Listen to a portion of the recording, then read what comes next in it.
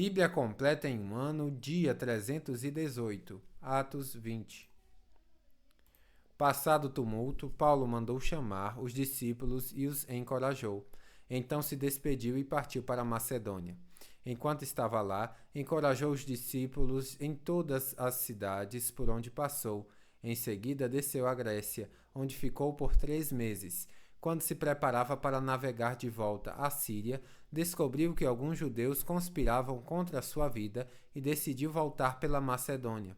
Alguns homens viajavam com ele: Sópatro, filho de Pirro, de Bereia, Aristarco e Secundo de Tessalônica, Gaio de Derbe, Timóteo e Tíquico e Trófimo, da província da Ásia.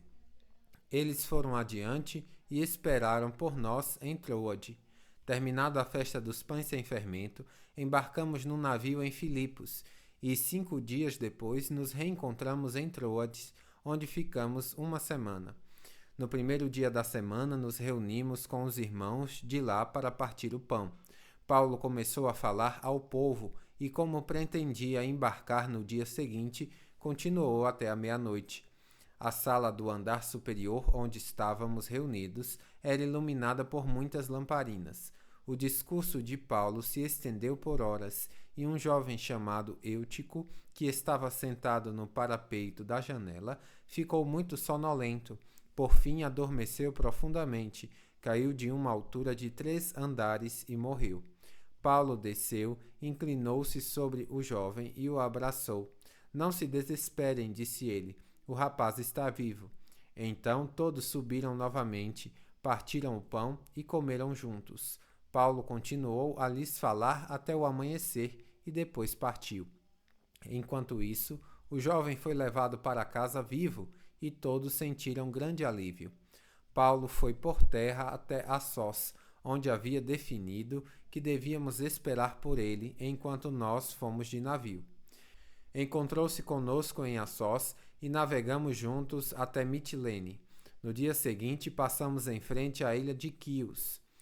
No outro dia, atravessamos para a ilha de Samos e um dia depois chegamos a Mileto.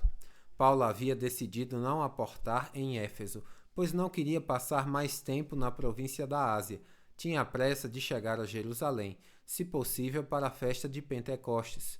Por isso, em Mileto, mandou chamar os presbíteros da igreja de Éfeso. Quando chegaram, ele lhes disse: Vocês sabem que desde o dia em que pisei na província da Ásia até agora, fiz o trabalho do Senhor humildemente e com muitas lágrimas.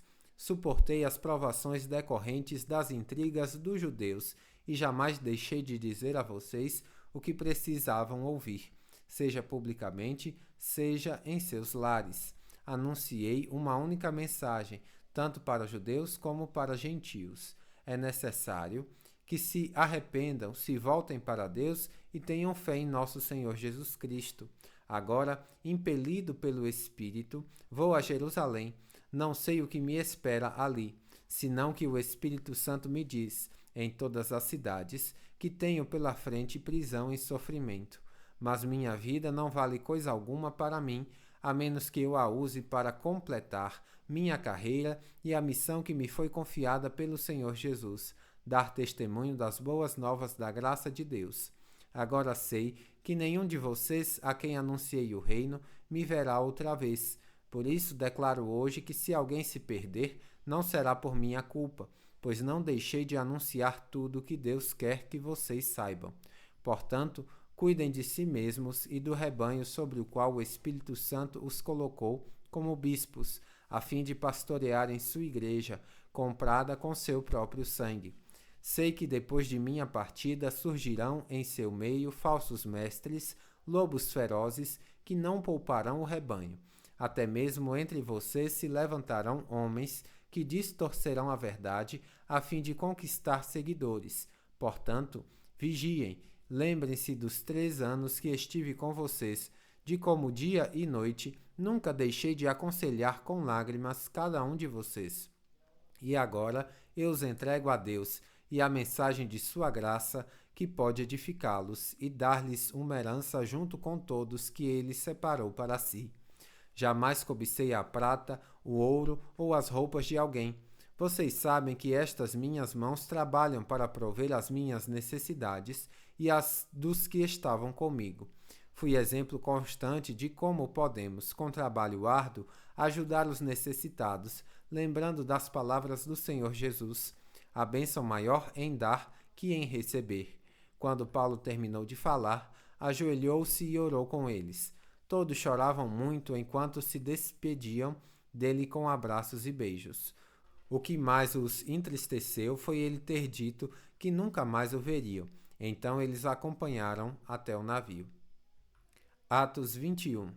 Depois de nos despedirmos, navegamos em direção à ilha de Cós. No dia seguinte, chegamos a Rhodes e então a Pátara. Ali embarcamos num navio que partia para a Fenícia. Avistamos a ilha de Chipre, passamos por ela à nossa esquerda e aportamos em Tiro, na Síria, onde o navio deixaria sua carga. No embarque, encontramos os discípulos que ali viviam e ficamos com eles por uma semana. Pelo Espírito, eles advertiram Paulo de que não fosse a Jerusalém. Ao fim de nosso tempo ali, voltamos ao navio e toda a congregação, incluindo mulheres e crianças, saíram da cidade e nos acompanharam até a praia. Ali nos ajoelhamos, oramos e nos despedimos. Então subimos a bordo e eles voltaram para casa. Depois que saímos de Tiro, chegamos a Ptolemaida, onde saudamos os irmãos e passamos um dia. No dia seguinte, prosseguimos para Cesareia e nos hospedamos na casa de Filipe, o evangelista, um dos 7 que tinham servido à igreja em Jerusalém. Ele tinha 4 filhas solteiras que profetizavam. Muitos dias depois, chegou da Judéia um profeta chamado Ágabo. Ele veio ao nosso encontro, tomou o cinto de Paulo e com ele amarrou os próprios pés e as mãos. Em seguida disse: o Espírito Santo declara: assim o dono deste cinto será amarrado pelos judeus em Jerusalém e entregue aos gentios. Ao ouvir isso, nós e os irmãos dali suplicamos a Paulo que não fosse a Jerusalém. Ele, porém, disse: por que todo esse choro? Assim vocês me partem o coração. Estou pronto não apenas para ser preso em Jerusalém, mas para morrer pelo Senhor Jesus. Quando ficou evidente que não conseguiríamos fazê-lo mudar de ideia, desistimos e dissemos: que seja feita a vontade do Senhor. Depois disso, arrumamos nossas coisas e partimos para Jerusalém. Alguns discípulos de Cesareia nos acompanharam e nos levaram à casa de Mnason, nascido em Chipre, e um dos primeiros discípulos. Quando chegamos a Jerusalém, os irmãos nos deram calorosas boas-vindas. No dia seguinte, Paulo foi conosco a um encontro com Tiago, e todos os presbíteros da igreja de Jerusalém estavam presentes. Depois que Paulo os cumprimentou, relatou em detalhes o que Deus havia realizado entre os gentios por meio de seu ministério. Quando ouviram isso, louvaram a Deus e disseram: você sabe, irmão, quantos milhares de judeus também creram, e todos eles seguem à risca a lei de Moisés. Mas eles foram informados de que você ensina a todos os judeus que vivem entre os gentios a abandonarem a lei de Moisés. Ouviram que você os instrui a não circuncidarem os filhos, nem seguirem os costumes judaicos. Que faremos? Certamente eles saberão que você chegou. Queremos que você faça o seguinte: temos aqui 4 homens que cumpriram um voto. Vá com eles ao templo e participe da cerimônia de purificação. Pague as despesas para realizarem o ritual de raspar a cabeça. Então todos saberão que os rumores são falsos e que você mesmo cumpre as leis judaicas. Quanto aos convertidos gentios, devem fazer aquilo que pedimos por carta: abster-se de comer alimentos oferecidos a ídolos, de consumir o sangue ou a carne de animais estrangulados e de praticar a imoralidade sexual. No dia seguinte, Paulo se purificou junto com aqueles homens e entrou no templo. Declarou quando terminariam os dias de purificação e quando seria oferecido sacrifício em favor deles. Estando os 7 dias quase no fim, alguns judeus da província da Ásia viram Paulo no templo e incitaram a multidão contra ele. Agarrem-no, gritando: homem de Israel, ajudem-nos. Este é o homem que fala contra nosso povo em toda parte e ensina todos a desobedecerem às leis judaicas. Fala contra o templo e até profana este santo lugar, trazendo gentios para dentro dele. Antes, tinham visto Paulo na cidade com Trífimo, um gentio de Éfeso, e concluíram que Paulo o havia levado para dentro do templo. Toda a cidade se agitou com essas acusações e houve o grande tumulto. A multidão agarrou Paulo e o arrastou para fora do templo e imediatamente foram fechadas as portas. Quando procuravam matar Paulo, chegou ao comandante do regimento romano a notícia de que toda Jerusalém estava em rebuliço. No mesmo instante, ele chamou seus soldados e oficiais e correu para o meio da multidão. Quando viram o comandante e os soldados se aproximarem, pararam de espancar Paulo. Então o comandante prendeu e mandou que o amarrassem com correntes. Em seguida perguntou à multidão quem era ele e o que havia feito. Uns gritaram uma coisa, outros gritaram outra. Não conseguindo descobrir a verdade no meio de todo o tumulto, ordenou que Paulo fosse levado à fortaleza. Quando Paulo chegou às escadas, o povo se tornou tão violento que os soldados tiveram que levantá-lo nos ombros para protegê-lo. E a multidão foi atrás gritando: "Matem-no! Matem-no!" Quando Paulo estava para ser levado à fortaleza, disse ao comandante: "Posso ter uma palavra com o senhor?" Surpreso, o comandante perguntou: "Você fala grego? Não é você o egípcio que liderou uma rebelião algum tempo atrás e levou consigo ao deserto 4.000 assassinos?" "Não", respondeu Paulo. "Sou judeu e cidadão de Tarso, cidade importante da Cilícia. Por favor, permita-me falar a esta gente." O comandante concordou, de modo que Paulo ficou em pé na escadaria e fez um sinal para o povo se calar. Logo um silêncio profundo envolveu a multidão e ele lhes falou em aramaico, o idioma deles.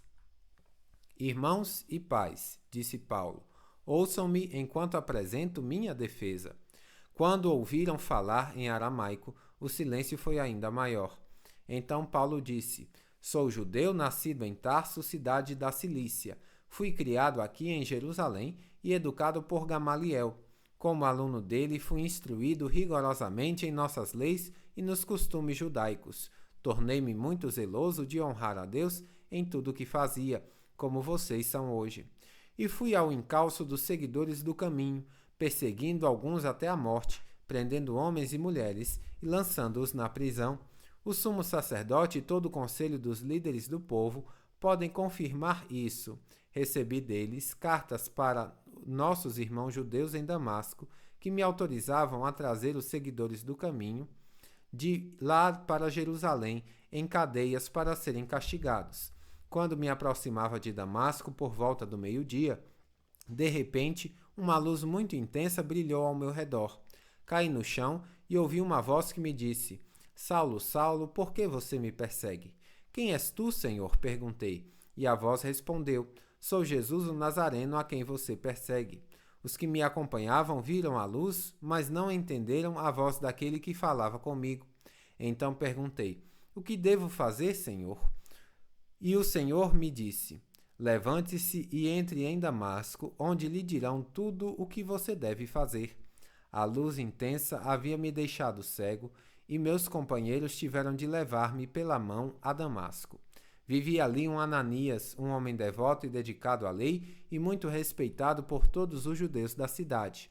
Ele veio, colocou-se ao meu lado e disse: "Irmão Saulo, volte a enxergar." E naquele mesmo instante pude vê-lo. Então ele me disse: "O Deus de nossos antepassados escolheu você para conhecer a vontade dele e para ver o justo e ouvir-lo falar. Você será testemunha dele, dizendo a todos o que viu e ouviu. O que está esperando? Levante e seja batizado. Fique limpo de seus pecados, invocando o nome do Senhor." Depois que voltei a Jerusalém, estava orando no templo e tive uma visão, na qual o Senhor me dizia: "Depressa, saia de Jerusalém, pois o povo daqui não aceitará seu testemunho a meu respeito." E eu respondi: "Senhor, sem dúvida eles sabem que em cada sinagoga eu prendia e açoitava aqueles que criam em ti. E quando Estevão, tua testemunha, foi morto, eu estava inteiramente de acordo. Fiquei ali e guardei os mantos que eles tiraram quando foram apedrejá-lo.